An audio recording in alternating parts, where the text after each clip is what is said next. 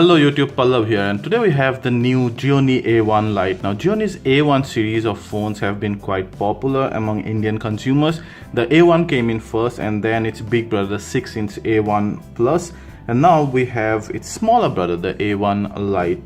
Gionee says it's in the budget category. Not exactly, you can say it in a mid segment or premium entry level segment. This one costs just under 15,000 Indian rupees.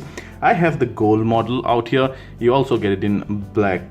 In gold model you see the front part is white. In black model, however, the whole phone is black. So if you like that kind of a uniformity, you might want to go for the black model. Now I do not have the box here, so unfortunately I cannot, when unboxing, I cannot show you what's inside the box. So we'll straight away go to the hardware.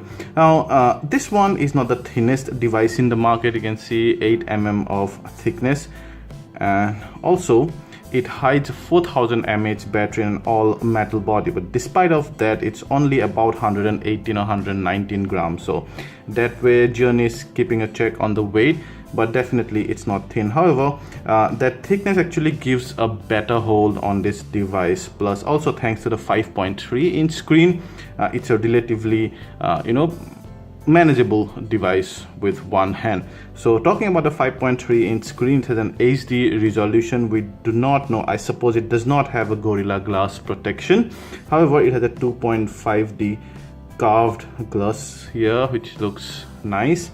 And then you have the USP of this device, a 20MP front camera with flash and some of the sensor and the earpiece, and then the soft cut keys. On the left side it has 2 SIM card slot plus a micro SD card, a dedicated micro SD card slot. There you see. So this is not a dual hybrid SIM card slot arrangement. You can put in two SIM cards, plus one micro SD card that supports up to 256 GB of storage.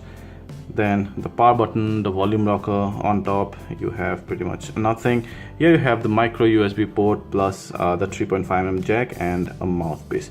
Behind you have a 13MP camera, dual LED flash out there, and the fingerprint sensor, your speaker grill. Overall the design is nothing new. We've seen this design in many other phones, but that 4000 mAh battery, and despite of being an all metal body and relatively smaller screen, it's easy to use. So the HD resolution on a 5.3-inch screen is nothing great. We are so used to getting full HD screen on 5-inch and even 5.5-inch. In 5.5-inch actually full HD resolution is pretty regular. So this is kind of okay. It does not pixelate any icons, and the viewing angle is also decent.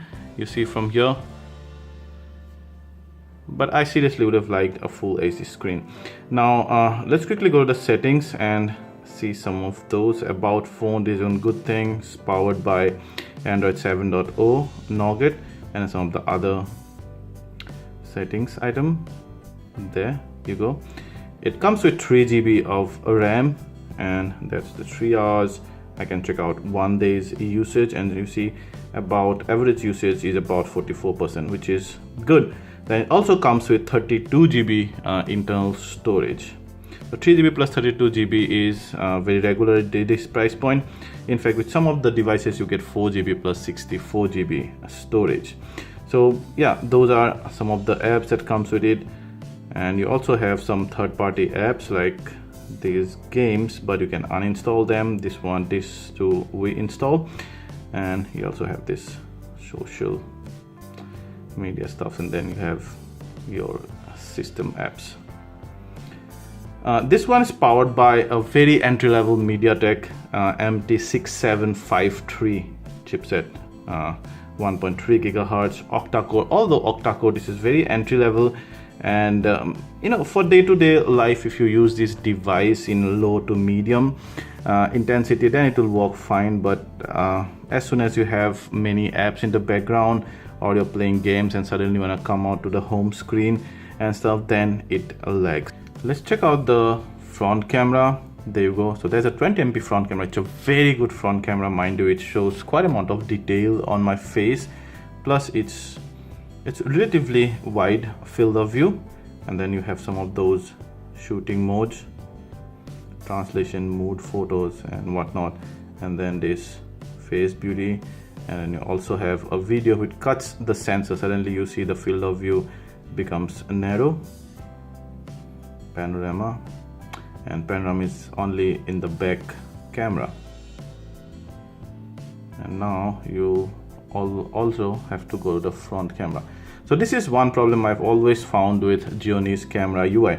Now what happens is, like, these are available in front camera, that's fine. The moment you go here, which is only available on back camera, why do they show it on the front camera UI? I don't understand. Now even when you go to the photo, it does not switch back to front camera. You'll have to manually actually switch back to the front camera. That irritates me. And then you have some of the other settings, like your picture resolutions and stuff. You also have the flash here, which is a very nice touch. Yeah,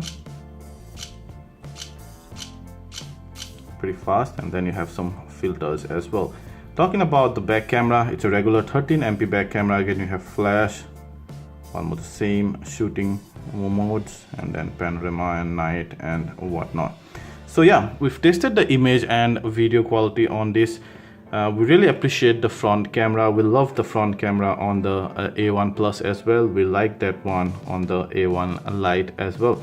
It clicks good detail photo under enough light, and even under relatively low light, it brings out like almost with noise, but it brings out good enough detail. But you have that flash, and that really helps in low light. However, the back camera is a regular 13MP back camera, and we would have liked a slightly better sensor. It performs really well in enough light or daylight. It brings out good amount of detail, but under low light it really struggles and bring lots and lots of noise. Yeah, overall I would really say that this one's mainly for the selfie lovers, and probably should not be your primary camera as far as the rear camera goes.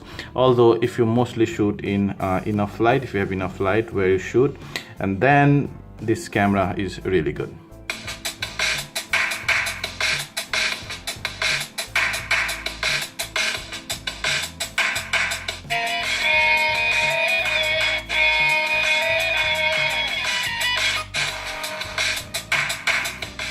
So what I've heard is a speaker that's loud enough but very shriek. It does not have bass, too much treble, very flat sound.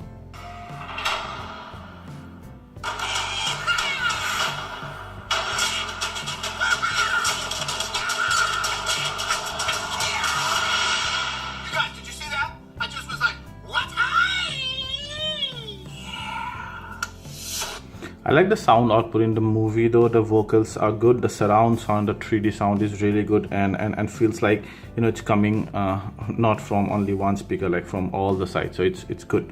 We did some benchmark testing on this, and the MT6753 chipset, as expected, scores much below average. So you have 35500 actually in Antutu, and then 1798 in Geekbench. Different scores: 594, 2373.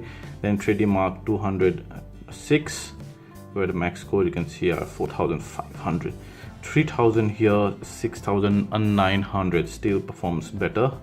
And then here some of the Basemark OS2 scores: 780, and those are the top scores. Basemark X 4500, 41,000, less than 10 times. And then Basemark ES 3.0, 75 score, where 279 is. But where it shines is, you can see, in the battery department. The 4000 mAh battery gave us 9 hours and 21 minutes of screen on time, which means that you can easily use this device in moderate or too heavy usage, and it will still take you through the whole day. If you use it heavily, you might have to charge it every night, but that's okay, right? It will still take you through from morning till night without any problem.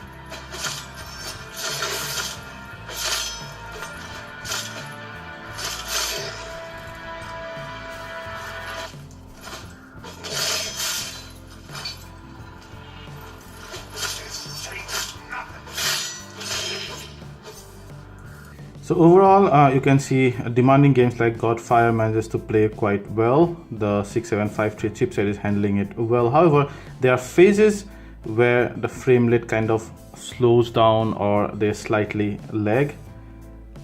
Not much in this game, but let's say for example in Modern Combat 5, there was a stage where I found significant lag. But overall, I think it's a mixed review as far as gameplay is concerned. So then guys, that's our full review of the new Gionee A1 Lite. Now, who's this is for? Definitely for the selfie lovers, definitely for the ones who need a full day battery, irrespective of how they use their device.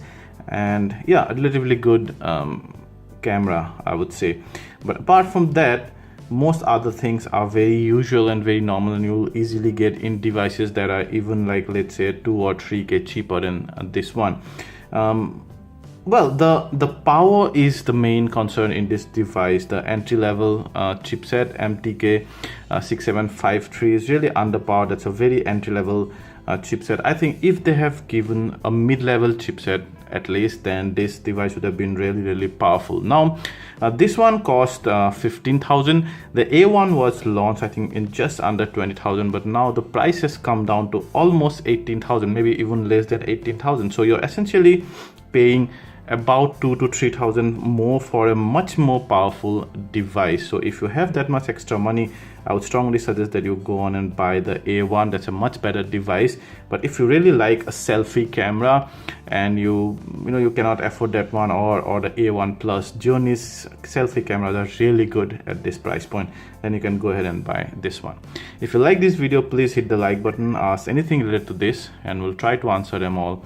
And please subscribe to our channel and share this video to share the love. Thank you.